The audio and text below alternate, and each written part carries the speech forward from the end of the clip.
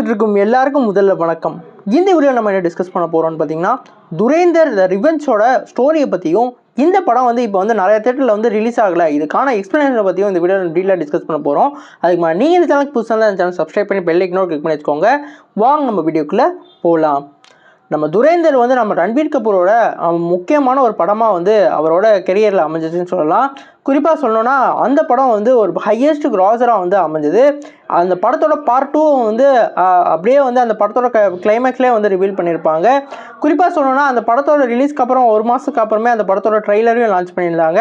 இந்த படத்துக்கு வந்து துரேந்தர் 2 த ரிவெஞ்சுன்னு சொல்லி வந்து டைட்டில் வச்சுருந்தாங்க. அந்த ரன்வீர் கபூர் வந்து அவரோட இடத்துக்கு வந்து அவர் தலைவனாக ஆனதுக்கப்புறம் அவரோட யங் வெர்ஷனை பற்றியும், அவர் எங்கேருந்து வந்திருக்காரு, இனிமேல் வந்து எப்படி வந்து அவர் வந்து ரூல் பண்ண போகிறாருன்ற பற்றி கதைக்களம் வந்து நகர போகிறதா நமக்கு வந்து அந்த ட்ரெய்லரை பார்த்தே வந்து யூகிச்சுக்கலாம். இந்த படம் வந்து ஃபுல்லாக வந்து ஒரு அரை மணி நேரம் வந்து அவங்களோட யங் வெர்ஷனை வந்து காமிக்கிறாங்க. அந்த யங் வெர்ஷனில் வந்து அந்த பாகிஸ்தானுக்கு எதிராக வந்து அந்த மிஷினெல்லாம் வந்து முடிக்கிற மாதிரியான சீக்வன்ஸ்லாம் காமிக்கிறாங்க. குறிப்பாக வந்து இவர் வந்து ஜெயிலேருந்து இவர் வந்து ரிலீஸ் பண்ணி இவரை வந்து பாகிஸ்தானுக்கு எதிராக வந்து அந்த செயலை வந்து யாரெல்லாம் வந்து மிஷின் வந்து பண்ணியிருக்காங்களோ அவங்கள வந்து எதிர்க்கிற மாதிரியான ஒரு ட்ரெயினாக வந்து இவரை வந்து பண்ணிகிட்ருக்காங்க. எப்படி வந்து நம்ம விஸ்வரூபத்தில் வந்து ஒரு ஏஜெண்டாக அவர் இருப்பாரோ அந்த மாதிரி இப்போ வந்து ஒரு ப்ரிசனை வந்து ஏஜெண்டாக வந்து அனுப்புகிறாங்க.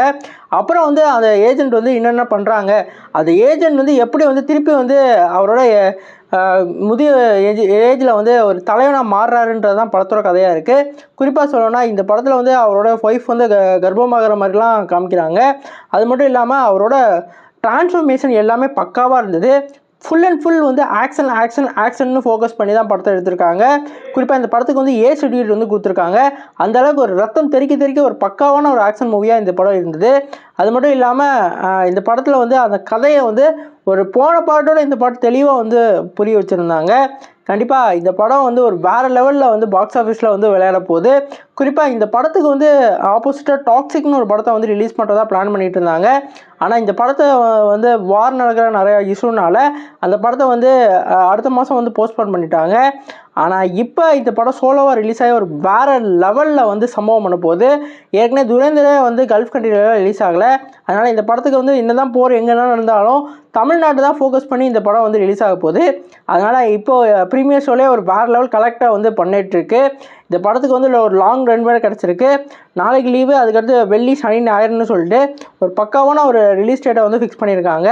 நீங்கள் சொல்லுங்கள் ஃப்ரெண்ட்ஸ், இந்த படத்தை வந்து பார்த்துட்டிங்களா? இந்த படத்தை வந்து உங்களுக்கு என்ன எக்ஸ்பெக்டேஷன் இருக்குன்னு சொல்லிட்டு கமெண்ட் பாக்ஸில் கமெண்ட் பண்ணுங்கள். இந்த சேனல் புதுசாக சப்ஸ்கிரைப் பண்ணுங்கள். நன்றி.